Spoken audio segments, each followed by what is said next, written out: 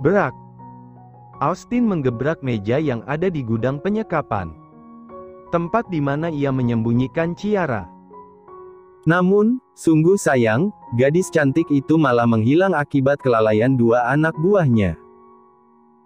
Dia begitu marah saat mendengar Ciara berhasil lolos sekaligus tak habis pikir, bagaimana bisa dua orang suruhannya kalah dengan bocah ingusan itu. Aku sudah bilang hati-hati. Tapi kalian malah mengabaikan perintahku, pekik Austin dengan bola mata menyalak tajam. Gigi pria itu bergemeletuk menandakan dia sangat geram. Setelah mendapatkan kabar terkini tentang Ciara, Austin langsung menghubungi Rihanna. Namun, ternyata gadis itu tidak pulang ke rumah. Austin yakin Ciara masih berkeliaran di luar sana, mencari seseorang yang bisa menolongnya. Ampun, Bos. Kejadian ini benar-benar tidak terduga, bahkan Bondan kehilangan matanya karena ulah gadis itu, ucap seorang pria yang kala itu mengejar Ciara. Akan tetapi dia malah kehilangan jejak, sehingga Austin mengamuk padanya. Dia bersimpuh di kaki sang tuan memohon ampun, tetapi sepertinya Austin, pria berhati iblis itu sulit untuk memaafkan. Austin bertolak pinggang. Dia mengayunkan kaki dan menendang tubuh anak buahnya dengan sangat kencang, membuat pria itu terjungkal ke belakang. Aku tidak peduli apa yang kamu katakan, sialan. Austin melampiaskan amarahnya dengan terus menghajar pria tersebut. Tak peduli pria itu memohon ampun. Austin hanya mengikuti naluri setan yang telah merasuki dirinya. Ark! Jerit pria itu saat merasakan hantaman keras sepatu pantofel yang mengenai wajahnya. Dia tersungkur di lantai, Austin mencengkram kerah baju pria itu dan kembali menariknya dengan paksa. Bangun! Bentak pria beralis tebal itu. Dia mengepalkan tangan, lalu melayangkan bogem mentah berkali-kali. Rasakan! Dasar tidak berguna, aku membayarmu untuk menjaganya, bukan membuat dia bebas di luar sana. Kepaarat. Bruk. Tubuh pria itu lunglai dan jatuh di atas lantai dengan darah yang mengalir dari beberapa bagian anggota tubuhnya. Dia terbatuk dengan nafas yang menderu hebat. Austin benar-benar kejam. Pria itu hanya bisa menyalahkan seseorang atas sebuah kegagalan, tanpa melihat pengorbanan yang telah ia lakukan. Pria itu mengatupkan bibirnya, merasa ikut geram dengan tindakan Austin yang semena-mena. Saat Austin menengadah, pria itu pelan-pelan mengambil senjata api yang baru saja dia beli dari saku celananya. Dia mengarahkannya pada Austin. Pria itu sedikit menyeringai tipis. Lalu, Dor! Ark! Pria itu tertembak lebih dulu, sebab Austin tidak mungkin sebodoh itu. Austin menyeringai penuh melihat anak buahnya yang mati, sebab tidak tahu diuntung. Heu, kamu mau melawanku? Dasar bodoh! Cibir Austin lalu meniup senjata api yang ada di tangannya. Lalu dia menatap ke depan, seolah di sana ada bayangan Ciara yang sedang berlari menjauh. Berlarilah sejauh mungkin, tapi setelah ini, kamu akan tahu akibatnya. Austin terkekeh geli setelah mengatakan itu, dia seperti orang gila, hingga kekehan itu menjadi tawa yang membahana. Dia sangat yakin, sebentar lagi dia akan kembali mendapatkan Ciara. Rumah sakit Puri Medika. Waktu makan siang telah tiba. De keluar dari ruangan salah satu pasien yang dirawat inap, setelah mengecek kondisi terkininya. Sebelum De masuk ke ruangannya, pria itu lebih dulu mencari salah satu office boy yang biasa membelikan ia makan siang. Pria berjambang lebat itu celingukan, dengan bola matanya yang menelisik setiap sudut rumah sakit.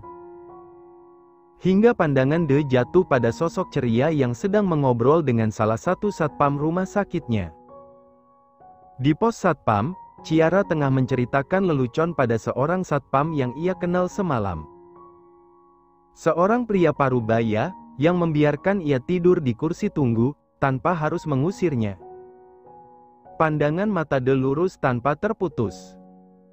Namun, tatapan pria itu terlihat sangat datar. Orang-orang nyaris tak dapat menebak apa yang sebenarnya dokter itu rasakan.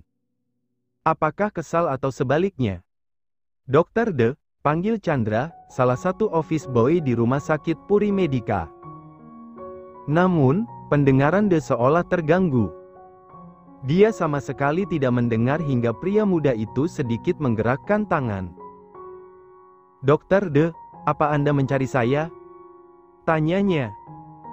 De sedikit tersentak, dia langsung menggelengkan kepala dan melihat siapa seseorang yang ada di hadapannya. Ah iya, aku mencarimu. Tolong belikan aku makanan seperti biasa. Chandra mengangguk. Baik, dok. Setelah menerima uang dari De, Chandra langsung pamit untuk pergi ke kantin rumah sakit. Sementara De membalikkan badan untuk kembali ke ruangannya. Sebelum melangkah, De sedikit melirik ke belakang tanpa berkata apa-apa. Di ruangannya, De duduk termangu sambil menunggu makan siangnya datang. Entah kenapa dari kemarin dia jadi banyak pikiran. Hingga dia tersadar saat pintu diketuk dari luar. De membuyarkan lamunannya dan menoleh ke arah benda persegi panjang itu. Masuk. Titah De, membuat Chandra yang kala itu membawakan makanan pesanan De, segera memutar gagang pintu. Dia tersenyum dan mengangguk sopan, lalu memberikan makanan tersebut berserta alat makan milik pria itu. Kalau dokter butuh sesuatu, tinggal panggil saya seperti biasa, ucap Chandra setelah selesai menata piring di atas meja. De hanya mengangguk sekilas dan membiarkan pria muda itu berlalu dari ruangannya. De yang sudah keroncongan segera meraih sendok dan garpu, siap menyuapkan makanan ke dalam mulut. Namun, tiba-tiba sebuah bayangan terlintas begitu saja. Membuat De urung untuk melanjutkan aktivitasnya. Pria berjambang lebat itu bergeming. Sementara di dalam otaknya bayangan wajah Ciara yang kelaparan berkelebat. Gadis itu terlihat begitu memprihatinkan, De sampai tak bisa fokus untuk makan. Berkali-kali De mencoba mengusir bayangan itu. Haish, bisa tidak jangan menggangguku? Gumam De pada pikirannya sendiri, tetapi bayangan Ciara seperti tepat di pelupuk mata, seolah tengah mengejeknya. Wajah sendu gadis itu yang hampir menangis membuat De kembali merasa terusik. Hingga pria itu menjatuhkan kedua alat makannya ke dalam piring, menghasilkan bunyi dentingan yang cukup keras. De memejamkan matanya sejenak dengan kepala yang menunduk. Mendadak dia jadi tidak nafsu makan gara-gara Ciara yang terus mengganggunya. Benar-benar, sial. Kucing dekil itu membuat nafsu makanku jadi hilang. Pria bermata tajam itu bangkit dari kursi sambil berdecak keras. Dia melirik ke arah jendela, memperhatikan situasi di luar sana. Apa salah dan dosanya? Sampai harus bertemu gadis seperti Ciara dan terlibat dengan gadis lusuh itu. Akhirnya mau tidak mau De melangkah keluar. Sebab pria itu tidak akan bisa tenang jika terus seperti ini, De kembali memanggil Chandra. Tolong panggilkan satpam itu kemari, bilang padanya aku ingin bicara. Ucap De memberi titah. Chandra mengangguk patuh, sementara De kembali ke dalam ruangannya setelah melihat wajah gadis yang terus mengganggu pikirannya. Tanpa menunggu lama, sang satpam yang terlihat ragu masuk ke dalam ruangan De. Dia bersikap seperti itu, sebab ini kali pertamanya pemilik rumah sakit memanggil dirinya. Dia sampai menebak-nebak, kesalahan apa yang telah dia perbuat. Duduklah. Titah De dengan tangannya, sementara ia terus memasang wajah datar. Membuat orang yang ada di hadapannya semakin ketar-ketir. Pria parubaya itu duduk tepat di depan De, seperti seorang pasien yang sedang berkonsultasi. De berdehem kecil sebelum ia bicara. Tak berbeda dengan sang satpam, De pun ikut terlihat ragu, rasanya apakah benar, Dia harus sampai menanyakan hal seperti ini pada orang lain. Ada apa, Tuan? Akhirnya sang satpam lebih dulu bertanya, karena dia sudah tidak sanggup menahan rasa penasaran yang memenuhi otaknya. Dia mengangkat wajah, hingga pandangan mereka bertemu. Begini, saya ingin tanya sedang apa bocah itu di sini? Pria parubaya itu mengernyit, mencoba mencari tahu siapa yang dia maksud. Nona Chia? Tebaknya, karena hanya gadis cantik itu yang sedari tadi berada di pos satpam bersama dengannya. Deta langsung menjawab, dia melirik ke sana kemari lalu mengangguk. Maafkan saya sebelumnya, Tuan. Saya telah lancang membiarkan dia tetap berada di sini, karena dia bilang, dia tidak punya tempat tinggal, dia itu korban penculikan, jelas sang satpam sesuai dengan cerita Ciara semalam. Sebuah cerita yang membuat dirinya iba, sebab ia teringat dengan anak gadisnya yang berada di rumah. Dia terlihat sedikit melebarkan kelopak matanya, sebab merasa terkejut dengan cerita Ciara yang baru saja menjadi korban penculikan. Dia diculik? Lalu bagaimana bisa dia sampai kemari? Dia kabur, Tuan. Kebetulan katanya pintu gerbang di belakang sedang terbuka, makanya dia masuk ke rumah sakit ini, dan bertemu dengan Anda. Tapi Anda... Cukup. Potong deh, tidak ingin sang satpam melanjutkan cerita Ciara saat bertemu dirinya. Dia sedikit merasa malu sekaligus tersentil sekarang. Sebagai dokter, dia tidak bisa memberikan pertolongan pada orang yang memang membutuhkan. Dia bergeming sesaat, pikirannya kembali berkecamuk. Tentang Ciara, dia memang belum mendengarkan cerita apapun dari gadis itu. Sebab dia sadar, malam itu ia selalu memotong pembicaraan Ciara. Sedikit demi sedikit dia malah merasa iba. Panggil dia kemari. Dengan kaki telanjang, Ciara berjalan pelan menuju ruangan dia. Dia mengekor pada satpam yang telah mengantarnya, hingga ke ruangan pria bermata tajam itu. Ada sedikit keraguan yang menyusup hati Ciara, tetapi tak dipungkiri dia merasa senang juga. Apakah akhirnya dia akan menolongnya? Setidaknya pria itu mau berbelas kasih memberikan sebuah pekerjaan padanya untuk menyambung hidup. Nona, saya antar sampai sini ya. Nona langsung masuk saja, oke? Ucap sang satpam yang begitu percaya pada Ciara. Bahwa gadis itu adalah gadis baik-baik. Bukan penipu apalagi seorang penjahat yang memakai kedok dengan pura-pura meminta pertolongan. Ciara tersenyum tipis, lalu mengangguk kecil. Baik, Pak. Terima kasih ya. Balasnya dengan sopan. Ciara merasa begitu senang, bisa bertemu dengan orang baik seperti sang satpam. Akhirnya ia ditinggal sendirian, di depan ruangan di mana ia pertama kali bertemu dengan De. Perlahan gadis cantik itu mengetuk pintu. Membuat orang yang ada di dalam sana mengangkat kepalanya. Dia yakin, seseorang yang mengetuk pintu itu adalah Ciara. Akhirnya tanpa menunggu lama, De membiarkan Ciara masuk. Gadis itu terlihat tersenyum sumringah, tanpa disuruh Ciara langsung berlari dan duduk di depan De, membuat pria itu mengerutkan keningnya. Sifat asli Ciara mulai keluar, apalagi saat melihat De tidak memarahinya. Bagaimana, Om? Apa Om sudah percaya pada Cia? Cia tidak benar-benar berbohong, Cia memang. Stop. Sentak De, sebab setiap kali mendengar Ciara bicara, De langsung merasa sakit kepala. Gadis itu seperti tidak memiliki tanda baca, sekali buka suara dia sudah seperti kereta yang melintas begitu saja. Bisa tidak bicaranya pelan-pelan? Tanya De, membuat Ciara yang sudah mengatupkan bibirnya mengangguk cepat. Bisa, Om. Kalau begitu jelaskan kepadaku, bagaimana kamu bisa sampai kemari? Jelaskan dengan sejujurnya, kalau kamu sampai ketahuan bohong. Awas kamu, aku tidak akan segan lagi membawamu ke penjara, tidak peduli kamu akan menangis atau tidak. Cetus De memberi peringatan. Namun, bukannya merasa tersinggung, Ciara malah merasa senang.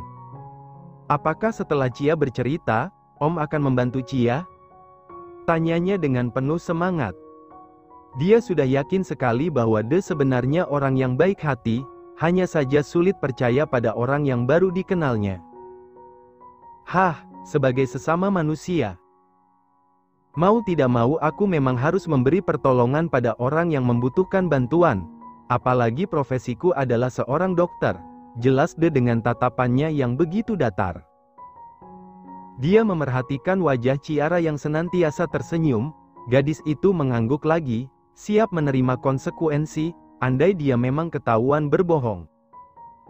Kalau begitu, Cia akan ceritakan semuanya.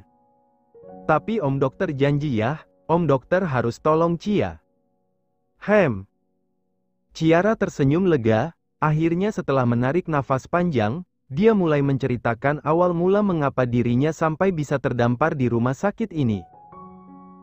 Dari penculikan yang Austin lakukan, saat ia masih berada di kampus, juga penyiksaan yang ia dapatkan. Bibir gadis itu terkadang bergetar, saat menguraikan setiap ancaman Austin. Apalagi pada saat ia memanggil nama sang ayah. Dia teringat dengan pria parubaya itu, pria yang tengah terbujur lemah di rumah sakit, sebab ia tengah koma. Dia terus memperhatikan perubahan mimik wajah Ciara. Bahkan dia diam-diam menelisik sudut bibir gadis itu, sebagai anggota tubuh yang sempat terluka. Tak bisa bohong, dada De sedikit berdenyut. Apalagi saat melihat bola mata gadis itu berkaca-kaca.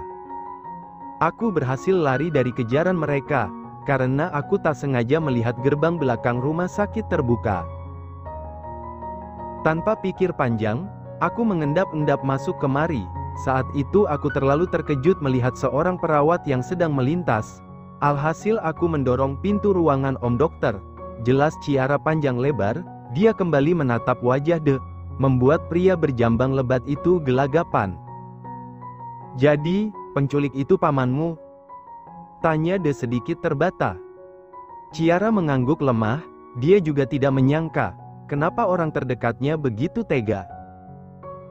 De menggigit kepalan tangannya sambil berpikir, kira-kira apa yang bisa ia lakukan untuk membantu Ciara. Kucing dekil, apa kamu bisa bersih-bersih? Ciara mengerutkan dahinya. Bersih-bersih? Maksudnya bagaimana, Om? Astaga, menyapu, mengepel. Memangnya kamu tidak pernah melakukannya? Ciara langsung menggelengkan kepala, membuat mulut De menganga. Tak habis pikir seumur hidup gadis ini apa yang dilakukannya. Memangnya kamu tidak pernah bersih-bersih di rumah? Mode sentak menyentak mulai lagi, sepertinya De sulit sekali bicara pelan-pelan dengan Ciara. Kan ada asisten rumah tangga, Om. Lagian katanya kalau aku menyapu, tapi tidak bersih, aku akan dapat suami sepertimu, Om. Jadi lebih baik aku tidak usah menyapu. Mendengar itu, De berdecak keras. Hei, apa maksudmu bicara seperti itu?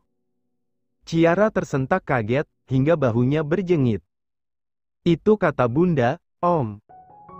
Lihat, wajah Om banyak bulunya, kata Bunda itu akibat calon istri Om nyapunya nggak bersih. Jadi mending kayak Cia, nggak usah nyapu. Kau. De melotot seram, membuat Ciara langsung mengatupkan bibirnya. Sepertinya dia telah salah bicara. Gadis itu menunduk dengan tangan yang menyatu di depan dada. Jangan sampai kelancangannya membuat De berubah pikiran. Dan tidak jadi membantunya. Maaf, Om. De mendengus kasar, mencoba mencari ketenangan. Dada pria itu naik turun, seiring deru nafas yang mendera.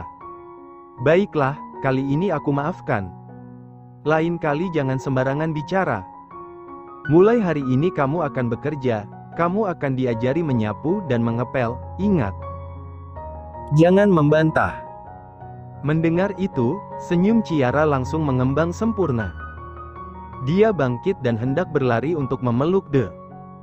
Namun, Pria itu segera menahan kening Ciara dengan tangannya. Baru saja aku bilang padamu, jangan bertindak sembarangan. Hehe, iya, Om. Terima kasih ya. De mengusap hidungnya sekilas, lalu mengusir Ciara menggunakan tangannya. Sudah sana. Namun, Ciara tak lekas pergi, dia malah tersenyum menyebalkan, membuat De sedikit merasa jengah. Apalagi, seketika Ciara memegangi perutnya. Cia lapar, Om. Dari kemarin belum makan. Oh astaga. Kucing dekil ini benar-benar merepotkan.